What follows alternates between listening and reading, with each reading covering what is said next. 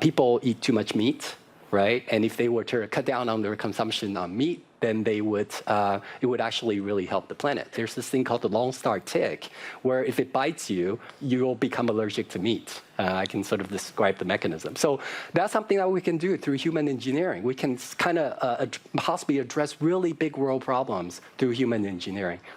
So for the last several weeks, we have been covering the sudden increase in tick-borne Lyme disease, coming right on cue with Pfizer's new Lyme disease vaccine. We've also been following the rise in cases of tick-borne alpha-gal syndrome, which makes anyone infected allergic to red meat. In cases have skyrocketed by 9,000%. And when you connect the dots even more, you realize that Bill Gates and the Gates Foundation have spent millions of dollars funding genetically engineered ticks. Gates is also a major investor in lab-grown meat, which is interesting because cows are bad for the environment, and suddenly we have thousands of people getting sick with a rare disease that makes people allergic to meat, but there's more.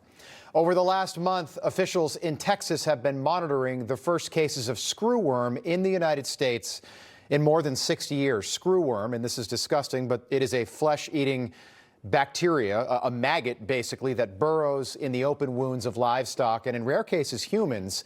And a wider outbreak could cost the livestock industry billions of dollars. But the left want you to think this is all just a coincidence, that a tick-borne illness that makes people allergic to red meat is just a coincidence, and now the sudden presence of a parasite which kills the animals that humans consume. Joining us now, the Agriculture Commissioner of Texas, Sid Miller. Mr. Commissioner, it's great to have you on. Can you tell us how you would control a larger outbreak using flies? Well, I could get rid of this outbreak probably in 60 to 90 days if the USDA would use their own program, the SWAS program. It's a Screwworm Adult Suppression Program. Right now, they're using a program of sterile flies. But they're not working. The ideal is you sterilize the male flies, they mate with a fertile female, and they don't have any offspring. But what they do is they turn all the flies loose, the sterile males and sterile females, and they just mate with each other. They don't mate with the fertile females. So they've released over 7 billion flies, sterile flies, since we started this about 16, 18 months ago. We still have as many cases as we've ever had, and the screwworm has marched from southern Mexico 1,100 miles all the way into Texas. It's insanity, doing the same thing over and over again, expecting different results. Do you think this is a coincidence, that the connection that I made between ticks and red meat and now the sudden appearance? We haven't even seen, we eradicated screwworm in what, the early 70s? Now all of a sudden it's back. At the same time, the lefties are trying to eliminate they want to stop people from eating red meat or meat in general because they think it's bad for the environment. You know, the first time I've heard that theory, I haven't heard that. I don't know that that's true or false. You got to watch more Finnerty, Mr. Commissioner.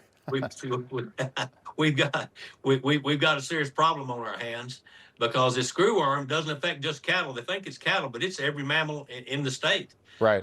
You know, it's your pets. Most of the recent cases are in dogs, pets.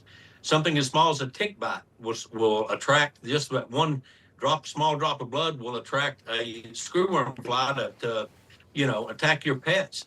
We've got 275 human cases in Mexico, 2 deaths. So this could possibly affect everybody. And USDA has the tools to stop it, and they won't use it. Okay, just quickly, why isn't USDA using this SWAS system that you've proposed? I have no idea. I have put the research in Brooke Rollins' hands 3 times.